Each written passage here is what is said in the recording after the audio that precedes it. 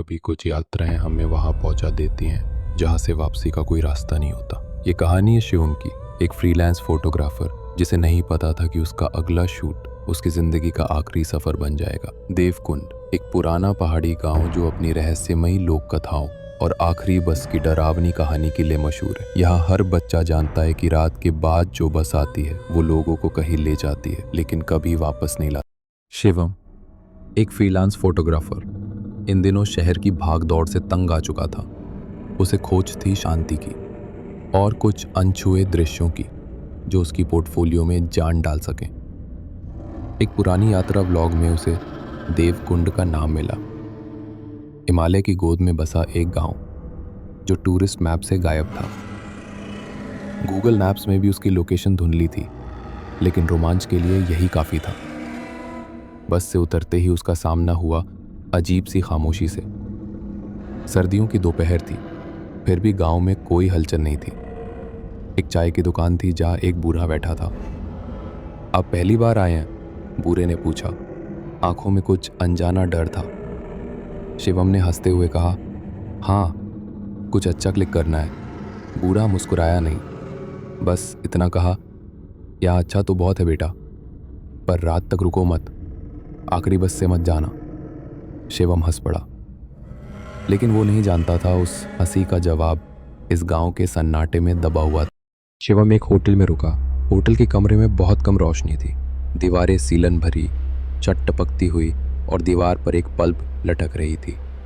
रात के खाने के समय होटल मालिक ने कहा, साहब 7 बजे के बाद बाहर मत निकलना, देवकुंड में रातें सीधी नहीं होती। शिवम मुस्कुराया और बोला, आप लोग तो बहुत फिल्मी बातें करते हो। मालिक की आंखें एक पल के लिए अंधकारमय हो गई। भूत प्रेत पर हंसी उड़ाना आसान है जब तक वो आपके पीछे न चलने लगे। रात के 11 बजे होंगे। शिवम कैमरा बैग लेकर निकला आखिरी बस पकड़ने के लिए। सड़कें सुनसान, हर घर के दरवाजे बंद। हल्की बर्फबारी शुरू हो चुकी थी। बस स्टैंड पर एक पुरानी धूल से सनी बस खड़ी थी। दरवाज़ा खुला, लेकिन कोई सवार नहीं था। बोर्ड पर लिखा था, देवकुंड नंदा घाटी, आखिरी बस। कंडक्टर एक बेहद दुबला पतला लंबा आदमी, झुकी पीठ और उसकी आंखें सफ़ेद, पूरी तरह बिना पुतलियों के। उसने कहा, यह है आखिरी बस, वापसी नहीं है। शिवम हंसा, हाँ, वैसे भी एक रात की बात है। बस में चढ़ते ही सन्नाटा। बस में बैठे यात्री बेहद शांत थे। कोई देख नहीं रहा था, कोई बोल नहीं रहा था। शिवम ने बैठते वक्त एक यात्री को हल्के से छुआ, ठंडा, जैसे बर्फ से बना हो। बस का इंजन गुर्राया और वो चल पड़ी। शिवम ने खिड़की से बाहर झांका। पेड़ों पर बर्फ जमी थी और हल्का कोहरा सड़क को ढक रहा था। लेकिन कुछ अजीब था। हर 2 मिनट बाद वही मोड़, वही पत्थर, वही पेड़, मानो बस गोल गोल घूम रही हो।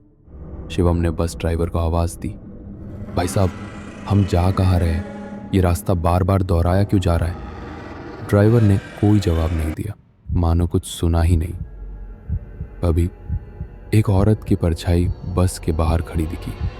वो एक सफ़ेद साड़ी में थी, चेहरा झुका हुआ। शिवम चौंका। 3 मिनट बाद वही औरत फिर से दिखी, इस बार थोड़ी और पास। उसका चेहरा दिखता नहीं था, पर ऐसा लगता था जैसे आंखें सीधे अंदर झांक रही हो। हर बार उसका खड़ा होना जैसे किसी और को बुलाने की कोशिश हो। शिवम ने डर के मारे खिड़की बंद की और बाकी यात्रियों की तरफ देखा। अब वे सब धीरे धीरे उसकी ओर देखने लगे थे। उनकी आंखें अब काली हो चुकी थी, गड्ढों जैसी, चेहरे झुलसे हुए और होठ जैसे सिल दिए गए हो। शिवम घबरा कर उठ खड़ा हुआ और चिल्लाया, क्या चल रहा है यहाँ? कौन हो तुम लोग? तभी कंडक्टर बोला। उसकी आवाज़ अब गूंजती हुई लग रही थी, हम तो पहले यात्री थे, अब बारी तेरी। बस अचानक झटका खाकर रुक गई। बाहर घना अंधेरा, चारों तरफ घने पेड़ों की कतारें और चुप्पी ऐसी कि सांसें भी सुनाई दे। बस क्यों रुकी? क्या हुआ? शिवम ने कांपती आवाज में पूछा। कंडक्टर धीरे और भारी आवाज में, तेरी मंजिल आ गई है बेटा, अब उतर जा। बस का दरवाज़ा खुद ब खुद खुल गया।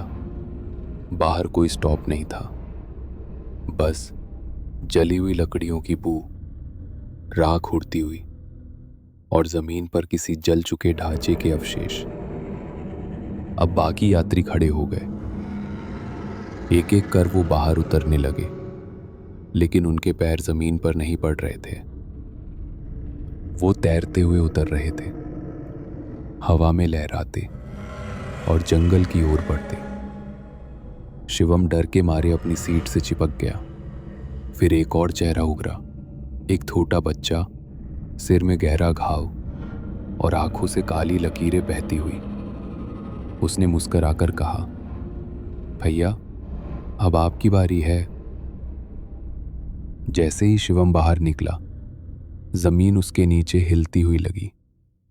पेड़ अपनी जगह से सरकते लग रहे थे और हर दिशा से फुसफुसाहटें सुनाई दे रही थी। रुक जा, तू अब कभी वापस नहीं जा सकेगा, तेरा नाम लिखा जा चुका है।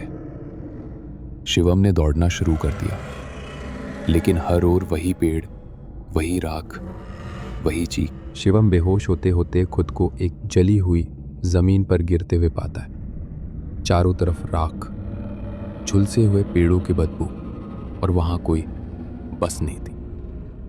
बस छूटी हुई सवारियां थी और एक पुराना अध जला बोर्ड, देवकुंड नंदा घाटी, जिसके नीचे कोयले से लिखा था, माफ करना, हम वापसी नहीं कर सके। तभी एक बूढ़ा व्यक्ति प्रकट हुआ, चेहरा ढंका हुआ, एक हाथ में लालटेन और दूसरे में एक पुरानी डायरी। बूढ़ा आदमी गंभीरता से, तू उस बस में चढ़ा जिसका हादसा 12 साल पहले हुआ था।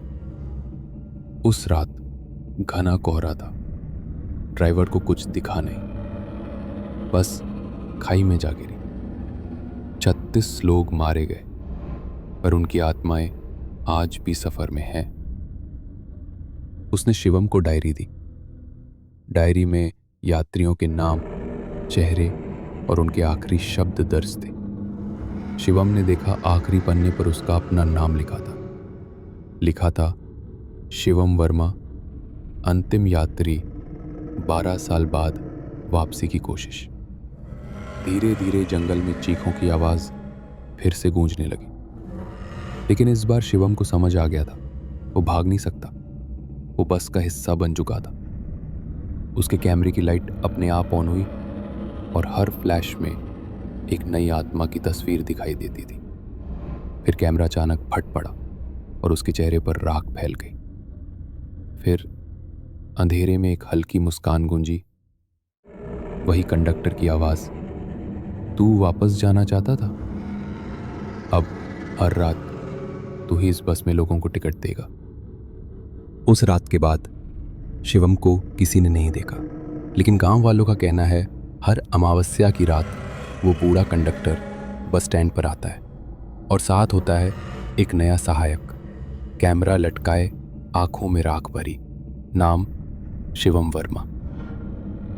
रात 11:15 पर जब आखिरी बस गांव से गुजरती है, कोहरा गहराता है और कोई ना कोई नई सवारी उस पर चढ़ ही जाती है। एक बार चढ़ गए तो उतरने का कोई रास्ता नहीं, बस अब शिवम ही टिकट काटता है।